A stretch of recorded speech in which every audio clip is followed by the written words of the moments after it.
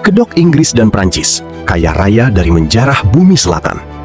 Pernah heran nggak kenapa negara-negara barat kelihatan bersih dan maju? Sini, dengerin taktik kotor di balik kemakmuran mereka. Banyak dari kita yang masih kagum sama citra negara maju di Eropa yang katanya bebas korupsi.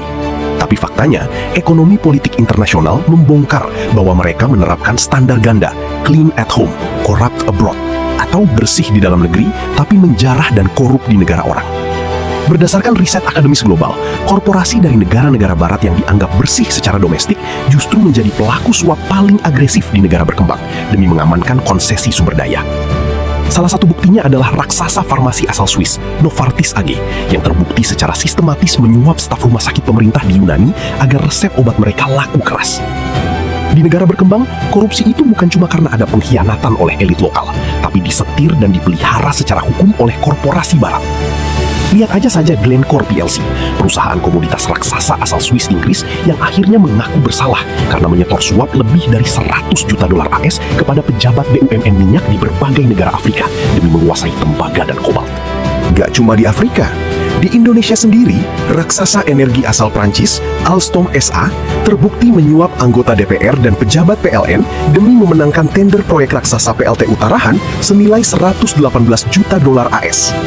Jadi, koruptor di negara kita itu bukan cuma murni pengkhianatan elit lokal, tapi juga peran korporasi barat yang sengaja menciptakan, menyuap, dan memelihara pengkhianat lokal dengan modal asing agar eksploitasi mereka berjalan mulus tanpa hambatan. Alurnya selalu sistematis. Korporasi barat datang membawa suap demi kelancaran eksploitasi. Namun, begitu ada negara berkembang yang sadar, menolak suap tersebut, dan membuat kebijakan berdaulat demi kepentingan nasionalnya, negara-negara barat langsung memberikan tekanan. Mereka akan mengeluarkan kartu truf transnasional untuk memaksa kita tunduk kembali. Tekanan ini disalurkan melalui 3 jalur mematikan: sanksi ekonomi, hukum transnasional, hingga agresi militer. Jalur pertama adalah sanksi ekonomi dan embargo. Pada tahun 1951, Perdana Menteri Iran Mohammad Mossadegh berani menasionalisasi industri minyaknya yang selama puluhan tahun dieksploitasi oleh perusahaan Inggris, Anglo-Iranian Oil Company atau AIOC. Inggris yang murka langsung memblokade Laut Teluk Persia, membekukan aset sterling Iran, dan mencekik perekonomian Iran. Karena sanksi ekonomi tidak mempan merubuhkan kedaulatan Iran, Dinas Intelijen CIA dan MI6 turun tangan langsung melakukan kudeta militer rahasia bernama Operasi Ajax pada tahun 1953 untuk mendepak Mossadegh. Jalur kedua adalah menjajah lewat hukum transnasional menggunakan mekanisme arbitrase internasional. Lihat sengketa lingkungan di Ekuador, di mana pengadilan lokal mereka menghukum Chevron atas tumpahan miliaran galon limbah beracun di hutan Amazon. Bukannya membayar ganti rugi kerusakan lingkungan, Chevron justru menyeret pemerintah Ekuador ke Mahkamah Arbitrase PCA di Den Haag dan memenangkan putusan yang memaksa Ekuador membayar biaya hukum sebesar 221 juta dolar AS kepada Chevron pada akhir 2025. Indonesia pun pernah diseret oleh Churchill Mining ke Forum Arbitrase World Bank, ICSID, menuntut ganti rugi 1,31 miliar dolar AS hanya karena pemerintah mencabut izin tambang mereka yang terbukti menggunakan dokumen palsu.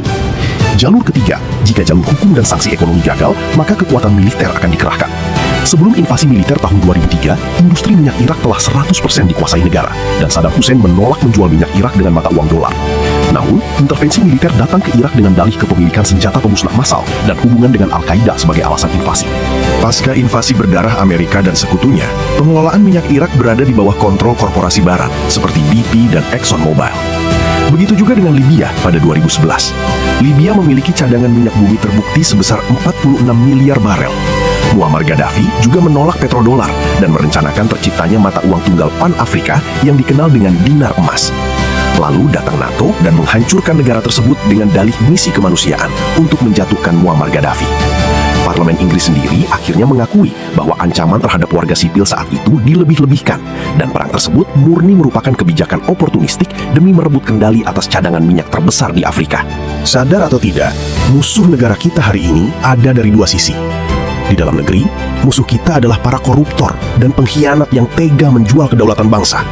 Sementara di luar negeri, ada korporasi barat yang selalu siap mengintai, menyuap, dan mengeksploitasi kekayaan alam kita sampai habis. Koruptor dan pengkhianat memang wajib kita babat habis sampai ke akar-akarnya. Tapi ingat, jangan sampai kita buta dan malah memuja peradaban barat. Karena citra suci mereka hanyalah kedok yang menutupi jejak penjarahannya di bumi selatan.